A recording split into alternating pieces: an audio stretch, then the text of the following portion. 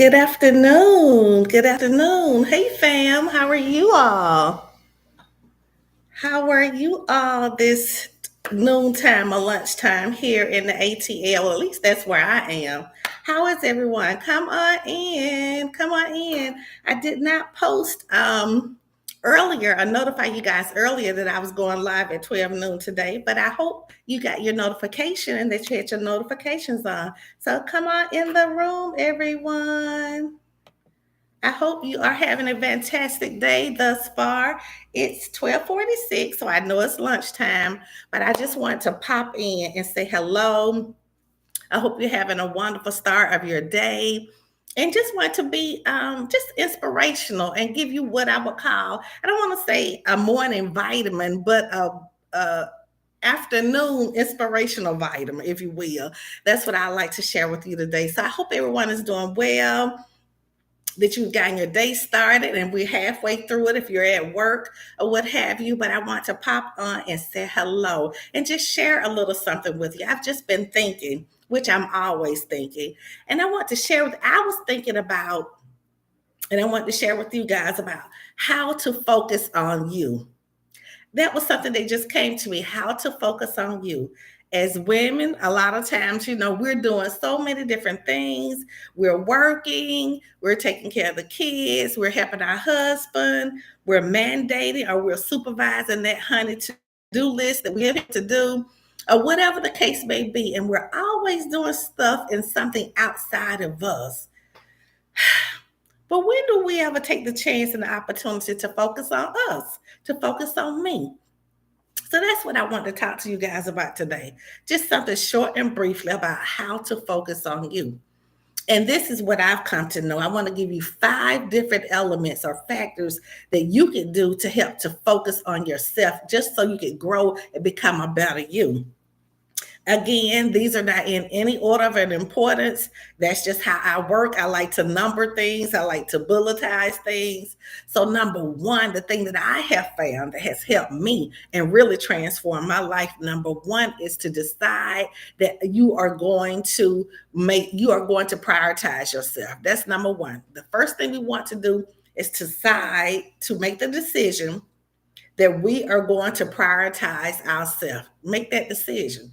Now, this could look like a number of things. It could mean perhaps you might need to lay down a few tasks. You might need to not take on as many responsibilities. Then don't get me wrong. I'm not saying that you neglect the things that you need to do. But what I am saying is that sometimes we take on a little bit more, we put more on our plate than we should, and we're so occupied that there's no room or space for ourselves. So when we prioritize and decide to focus on ourselves, we might need to lay some tasks down. We might need to somewhat distance ourselves. And I don't mean that in a negative, a derogatory way. All I mean is that sometimes people can take up so much of our time. So sometimes we have to put boundaries there and distance ourselves, or depending on what it is, if it's toxic and it's not positive and it's not feeding you or doing anything that's positive that will help you be a better person, you might altogether need to just remove that person out of your inner circle. You still can deal with them, but from a distance. So that's the first thing that we want to do. The first thing that we want to do is just prioritize that we're going to put ourselves first. And by doing that, that means we might have to, shorten our to-do list. That might means we might need to distance some people or remove them altogether. So that encompasses a whole lot in itself. Number two, the second thing I would say that we could do to help focus on ourselves is getting the help you need. Getting the help you need. And again, this could encompass a lot of things as well. It could mean, if we have children, if you need to clean your house and you just got so many things going, if you can afford, you might want to hire someone to come in and clean maybe once a week or once every 2 weeks or once a month, whatever your budget or whatever you can allow to do. That might mean you might need to do something like that.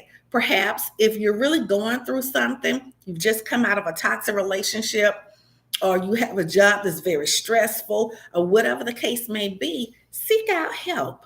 And I say seek out professional help. Get you a professional counselor, hire your coach. We can always utilize our church, but I always say when you're really dealing with something, I like to recommend that you go, if you can, go and get professional help to somebody that's non-biased, professional help coach, what have you, that's non-biased, that they could be a confident, that they could actually listen to what you have to say. You can go to them and just regurgitate. You can express. You can release your feelings, how you're feeling, what's going on with you, and then perhaps get some very good, non-biased, non-judgmental feedback. So seek out professional help, and don't be ashamed to do that, because in our society, especially in our culture, we tend to have a problem with seeking our help.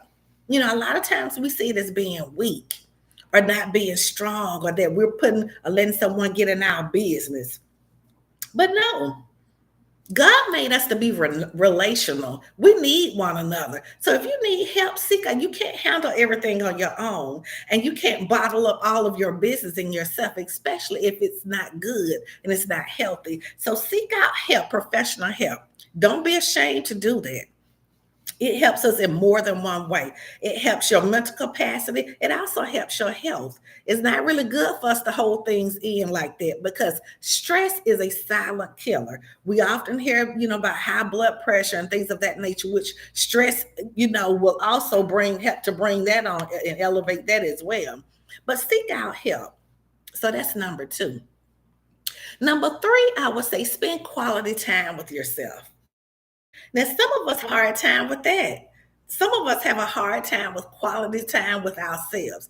And when I say quality time, I mean you might need to minimize your incoming phone calls. Yep, I said it. I know we live in a technology society, and that we have our cell phones with us, we got our laptops, we're always on call. People are we're so accessible. We need to start not being so accessible to everyone.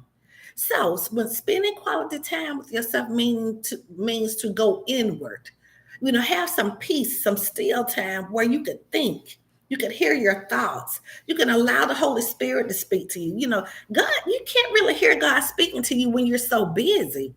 When you're on the go, you're doing so much. Every time you turn around, your phone is, you just taking incoming calls. We're clouded, our mind and our senses are just overly occupied with social media, with phone calls, with family, with work, with children. You get the drift. I can get dizzy just saying it and moving around like that. So spend quality time with yourself. And that looks like just getting still, getting your quiet closet. It doesn't have to be at home. My quiet time, I spend a lot of my quiet time in my car, believe it or not. Get in your car and take you a nice ride. You know, Minimize the phone calls. Like if somebody's calling you and it can wait, let it wait. We don't have to pick up every time it rings, and we don't have to return every text that comes in.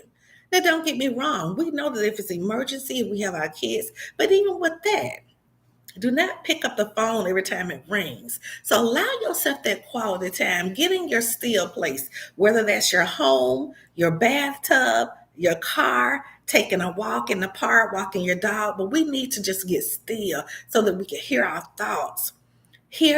Allow the Holy Spirit to download things to us. God speaks to us, but we have to get in that quiet zone so that we can hear ourselves and know what we're really thinking. And number four, I would say don't seek out new relationships and or dating. Don't seek out new relationships and or dating. When we're focusing on us, we need to turn inward. Like this goes back to step number three about quality time. We want to turn inward and focus on ourselves, so that we don't want to be seeking out new relationships. We don't want to be trying to meet somebody new. Now, don't get me wrong. I know, I want to be realistic. I know we're here in society, and if you meet someone or someone comes in organically, you weren't trying or you weren't making an effort to meet someone that's different, and someone comes, cross your path organically, that's okay.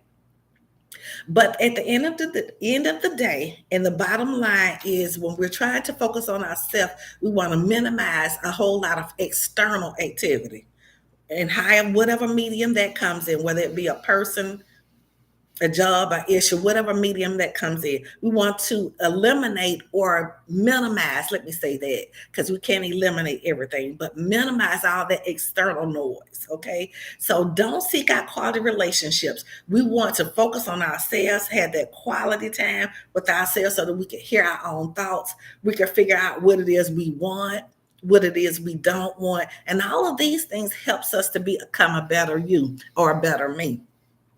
And I would say number five, last and definitely not least, is that keep going. We're going to always we're going to always be learning. You will never have actually arrived. As long as we're living, and I like to say, as long as we're on this side of the Jordan River, you're going to always be learning. You're going to always having an experience or something that will give you an aha moment, give you a new insight on something that perhaps you didn't think of before. So just be open and don't give up. If you're going through a rough time, keep going. Don't give up. And just know that it's a learning process, it's a journey. So focusing on ourselves means we that time and grace that we need. We alleviate a lot of the external activity. And then like I say, we give ourselves that grace. Don't be so hard on yourself.